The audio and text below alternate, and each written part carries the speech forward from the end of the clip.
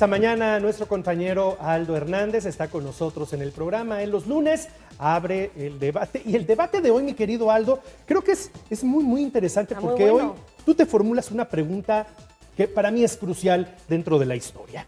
Por supuesto, la pregunta de esta mañana es si habrá una niñez más sana sin estas comidas que son verdaderamente dañinas, que por años han sido incluso el modo de alimentarse de muchas generaciones, pero que esto ha traído consigo, por supuesto, daños a una salud e incluso hablemos de una pandemia, que es la de la obesidad infantil en México, que por supuesto, desafortunadamente caracteriza a nuestra nación. Esta mañana el debate es, ¿sin chatarra en la escuela habrá niños sanos?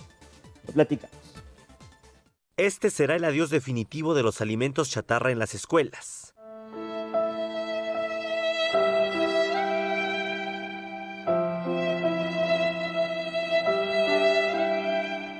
Por fin no estarán más al alcance de las pequeñas y pequeños, al menos mientras duren sus horarios de clase. Ahora que ya están estrictamente prohibidos todos aquellos que contengan altos niveles de azúcares, grasas, sodio y harinas refinadas. Hablamos de una medida nada descabellada y hasta tardía, si consideramos que más del 35% de las niñas, niños y adolescentes en México viven con sobrepeso u obesidad, una pandemia de la que poco se habla. Es un grave problema de salud pública y que con esta política que se está tomando en hacer una mejora en la calidad de los alimentos que se venden en las escuelas, va a ser una ayuda, pero es solo el 50% de lo que se debe de hacer, ya que en casa también se tiene que promover los buenos hábitos de alimentación y que muchas veces se desconoce qué es lo correcto o lo incorrecto. Esto ha sido una transición no solamente de meses, sino ya de años, el cual hemos trabajado en conjunto con la SEP y directivos de las escuelas, y múltiples cursos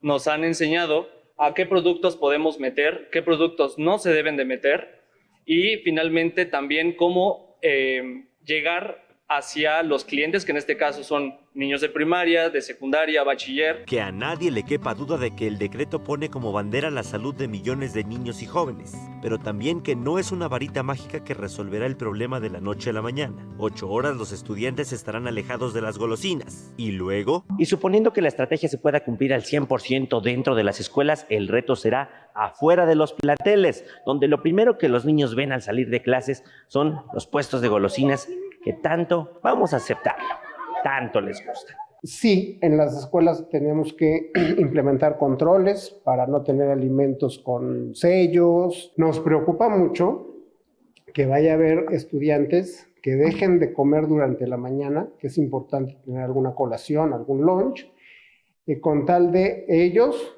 ejercer su propio derecho del uso de su dinero y salir y comprar este tipo de cosas en donde la escuela no tiene control, no tiene ni siquiera derecho a controlar. Ya sea que lo veamos como un obstáculo o la oportunidad de generar un cambio cultural, el éxito de esta estrategia sí y solo sí vendrá acompañado de alimentos alternativos, que a su vez sean atractivos para ellas y ellos. No tratamos de forzar a los niños a que hagan un cambio de una forma muy radical.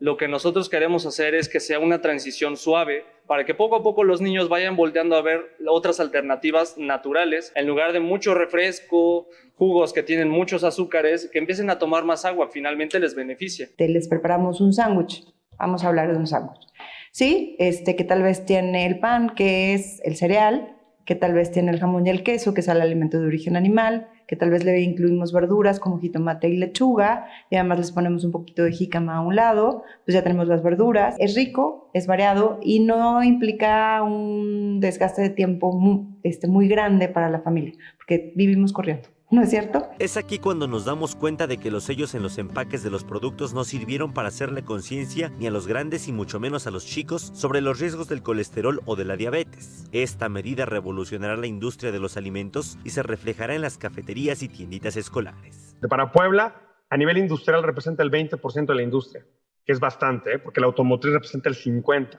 Estamos de acuerdo que es un sector muy importante. Desde churritos naturales, derivados de nopal, de amaranto, eso es algo que se va a empezar a ver en el mercado. Es decir, marcas consolidadas que abren nuevas líneas de producción. Ya incluso con los propietarios o los concesionarios de este servicio se está hablando para para que ellos modifiquen los menús de lo que van a estar ofreciendo a partir del día lunes a los alumnos. Si en la lonchera encontramos, entiendo que no puedo hablar de marcas, pero encontramos un yogur que tiene un sello por azúcares, en ese momento yo se lo tengo que devolver al papá que lo trae.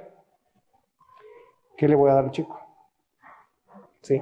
Entonces, antes de esta implementación, tenemos muy poco tiempo, pero creo que sí viene todo un tema de campaña de concientización, ¿no? Tal vez es suficiente polémica, pero el debate y revuelo crece con las sanciones de 13 a 114,000 pesos, a las que podría hacerse acreedor el plantel educativo que venda alimentos de tipo chatarra, y la revocación de contrato y retiro de validez oficial de estudios para los maestros que lo permitan. Justa o injusta, suficiente o no, esta medida ya está en marcha. Aldo Hernández, Imagen Noticias Puebla.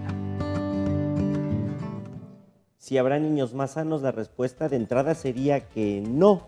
No forzosamente, porque esto en un 50%, como lo hemos escuchado, depende mucho de la voluntad y de este cambio, pues sí, tal vez paulatino, pero radical de conciencia, de explicarle a los chicos y de que ellos a la vez entiendan que este tipo de comida no es sana. Y esta medida, aunque viene siendo necesaria, aunque es una respuesta a todas estas políticas de la Agenda 2030 de la ONU para una alimentación más saludable, para una niñez y juventud todavía más saludables, pues es política y comercial, o al menos sí comercialmente conveniente todavía, porque si quisiéramos un cambio más radical, a como estamos acostumbrados en una cultura como la de nuestro país, necesitaríamos todavía medidas más radicales. ¿De qué estamos hablando? De que la distribución de estos alimentos sea diferente, lo cual golpearía, impactaría a una industria tan importante como la alimentaria, y por supuesto esta que se ha venido atacando, pero también en poca medida, que es la de la publicidad. Hoy ya vemos estas envolturas que no tienen los muñequitos, que no tienen cosas llamativas para los chicos, pero que no dejan de traer que muñequitos adentro promocionales, que dejan de traer premios, y que todo eso a final de cuentas sigue siendo que sean muy consumidos. Pues yo coincido contigo en la parte en la que la mitad de la tarea queda en casa. Es Sí, decir, como siempre. la mitad de la tarea absolutamente quedará más, en casa. ¿no? O a lo mejor hasta un poquito Digo, más. sí es un esfuerzo importante que hay que reconocer, Sí, ¿no? sí, Al sí, menos sí. en ese horario existe esa restricción, pero pues si tú le das eso a comer en casa a tu hijo. Entrevistabas a una nutrióloga y decía, no, es que estamos hablando de educación en alimentación. Sí. Tenemos que aprender a educar a nuestros hijos también en ese ámbito y no lo hacemos. Le restringimos las cosas nada más porque sí, sin una explicación. Ella decía, hay que empezar a educarlos, que entiendan, y ellos también vayan tomando sus decisiones, porque finalmente lo pueden hacer hasta escondidas, ¿no? Que la verdad es algo Echarse que sus al papitas. final de cuentas siempre está ahí. Digo, Sí. el niño, por el simple hecho de ser niño, se le antoja algo que sea dentro de su agrado, lo dulce, lo salado, etcétera. Y pues eso a final de cuentas, ¿quién se lo puede quitar? Ok, sí, con un tema de educación, de conciencia, de hacerle entender los daños que le hacen, pero eso es bastante complejo, y ojalá vaya de verdad cambiando con el paso de las generaciones y de los años.